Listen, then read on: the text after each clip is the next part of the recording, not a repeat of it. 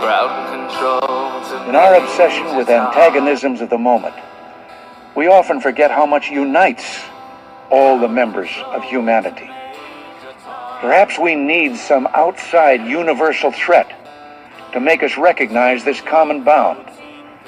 I occasionally think how quickly our differences worldwide would vanish if we were facing an alien threat from outside this world. And yet I ask you, is not an alien force already among us? What could be more alien to the universal aspirations of our peoples than war and the threat of war?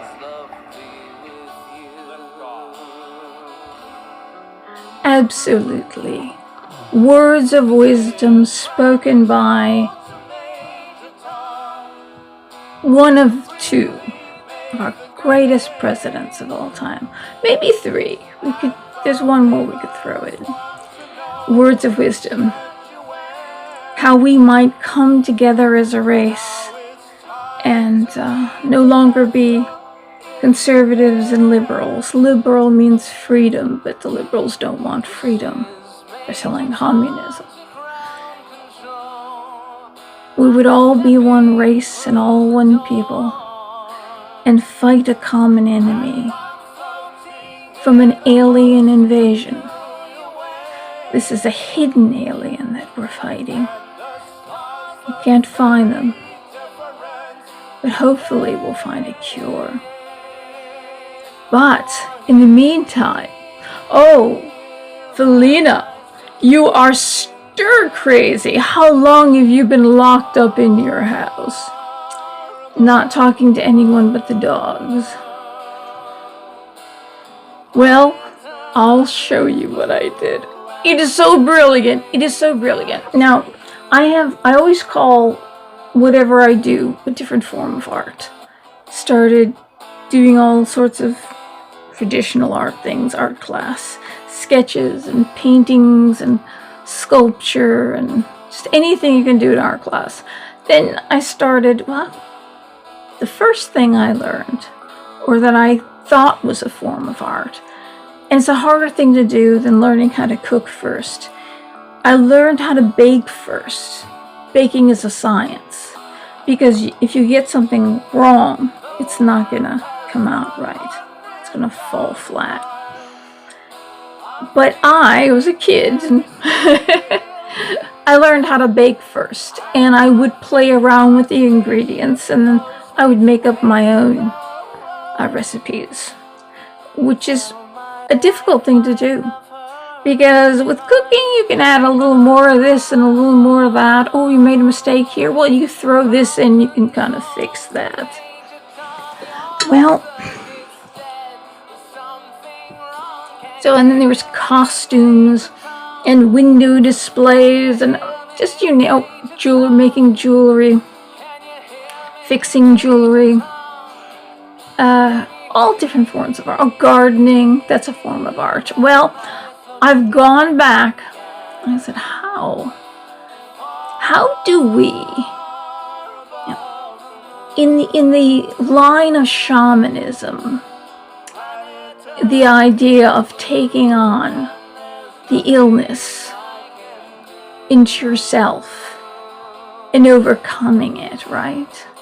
Fighting the illness that could be a demon, the shamans, they go into another world after they take the drugs and they fight those demons, you take them on, and that's kind of like a shamanistic thing. Or we have Halloween, where people were scared of death. Halloween is when the veil is the thinnest, and anyone who's died within that year is supposed to come and visit and make a presence. I had an experience. My dog Chocho died. I put his I cut his queue off the top of his head, which had never been cut in his life. He was a little black and white Shih Tzu, no underbite, eyes were more apart. He was an exquisite. You just don't find Shih Tzus that look like that ever. He was very smart. And I put his queue on my altar. I have an altar. And of course I have these silly little dogs. And they never touched it. They never touched it. They never touched it. And then all of a sudden I found Jojo's cue on the ground. And Teddy had gone up on the altar and taken it off. And that was right on Halloween, within the year's time of his death, that he had, that's kind of like a sign that they've come back. So Halloween, we dress up as skeletons and as all these mummies and Dracula and all these things that we're scared of. And we put fake, what do you call it, graveyards, tombstones in our yard. I'm very tired. I'm so sorry. In our yards. Because in a way we poke fun at death or laugh at what's scary and the kids find it fun. So in that line of thinking, oh my God, she is so crazy. Would you see what I did? Under this video, right below, just like anybody who's got the word COVID-19 in their video. Now this is really beautiful, and I'm going to give you, well, I'll show it to you. Let's see if you can see it. Oh. Well, I had to use raspberries, and I didn't have enough strawberries, so I had to use raspberries. And this one might look a little bit more like that picture below. Well, I was going to buy fresh raspberries, but I was too lazy to go to the store today. But I had some frozen raspberries, and I had some strawberries, which I have no idea why I bought strawberries. But strawberries go with chocolate cake. These are, see, I was first going to do coronavirus cupcakes. Then I thought to myself, I saw these pans. They're basically stainless steel pans that you use to whip things, you know, like if you need a small amount of whipping cream or something. So that was a small pan. And this is bought from scratch.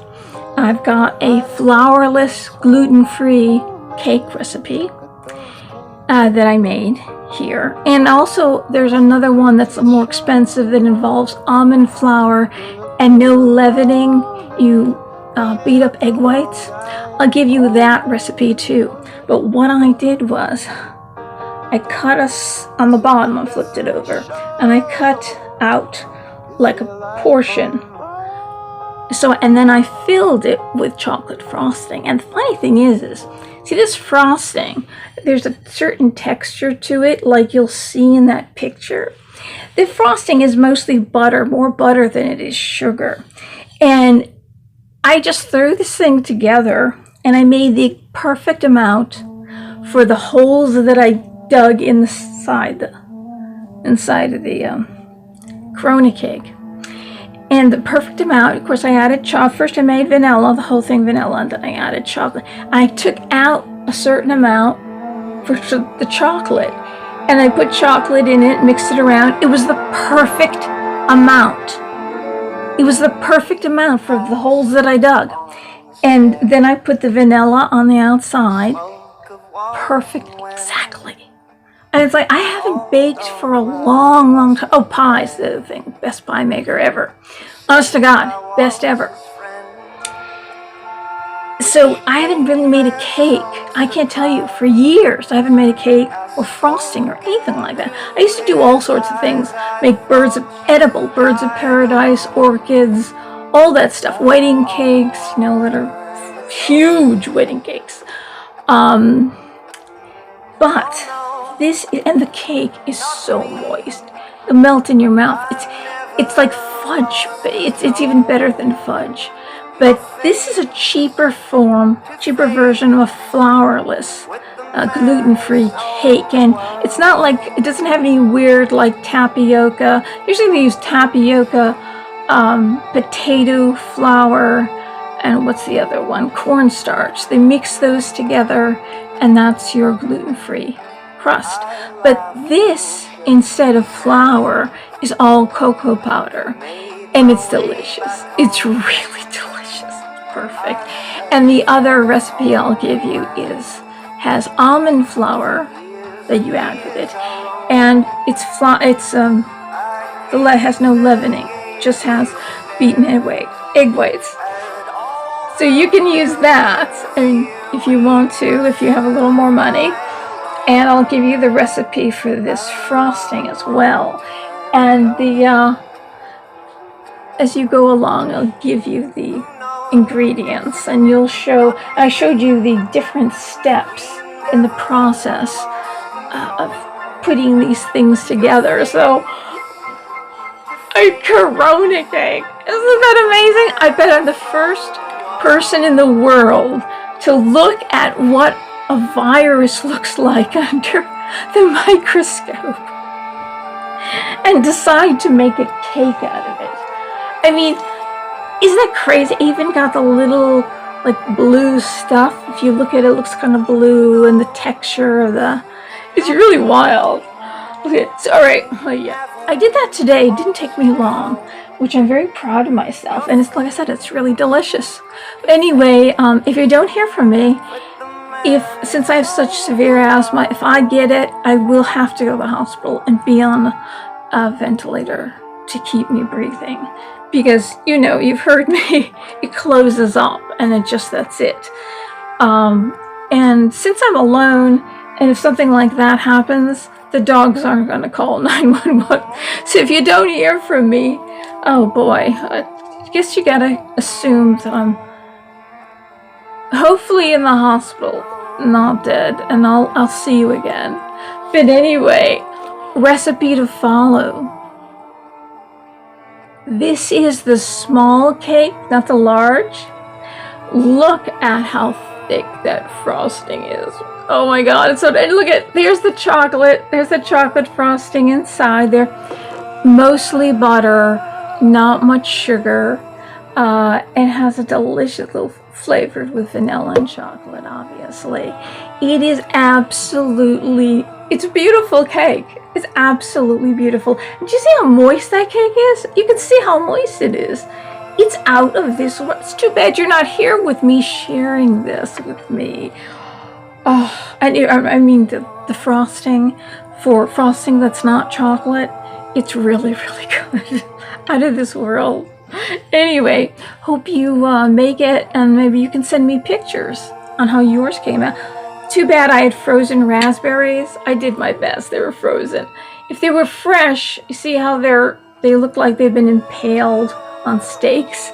This is for Vlad Dracula. He loves impaling things on stakes. Or the vegetarian Vlad Dracula impaling fruits on stakes. Anyway, I had to cut one of them. I have to put that in the refrigerator. Wow, I can't believe how thick that frosting is. It went on beautifully. Usually when you cover a vanilla cake and a chocolate cake with vanilla frosting, it picks up the chocolate cake and it messes up the frosting. This didn't. This was perfect. You could also add cream cheese to it if you wanted to, but this is so creamy, so buttery. It is perfect as it is, but cream cheese would be lovely in it if you wanted to add that. Look at that chocolate in the middle. I mean, that's really a cake. This might be the best cake in the whole world, and the ingredients are really, really cheap. Really cheap. So, kudos to you, Felina, for being such a great cook and being able to do that, not having baked for... It's gotta be at least 15 years, maybe. Maybe about 50. Oh, pies, but not cake. Cookies. I think I did some cookies a while ago. Anyway, goodbye, everyone. Hope you enjoy. Hope we see you again. Like I said, if you don't hear from me, oh well. Bye-bye.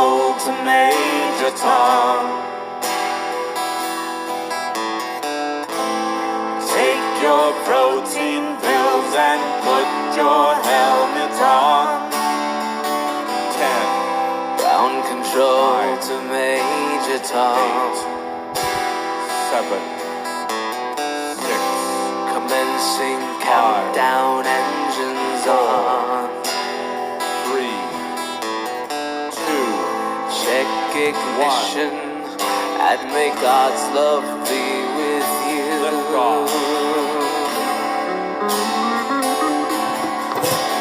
This is ground control to Major Tom. You freely made the grade, and the papers want to know who shed you where. Now it's time to leave the capsule if you dare. This is Major Tom to ground control. I'm stepping through the door, and I'm floating in a most peculiar way, and the stars look very different today. For here am I sitting in a tin can, far above the world. Planet Earth is blue, and there's nothing I can do.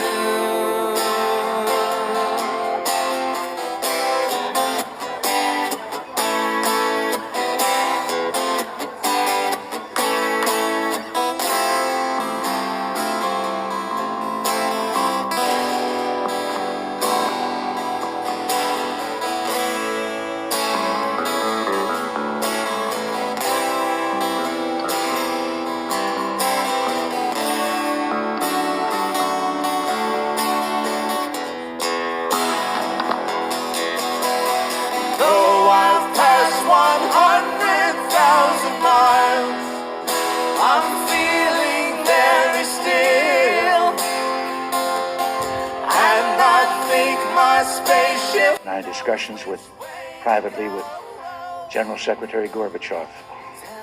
When you stop to think that we're all God's children, wherever we may live in the world, I couldn't help but say to him, just think how easy his task and mine might be in these meetings that we held if suddenly there was a threat to this world from some other species, from another planet, outside in the universe. We'd forget all the little local differences that we have between our countries, and we would find out once and for all that we really are all human beings here on this earth together.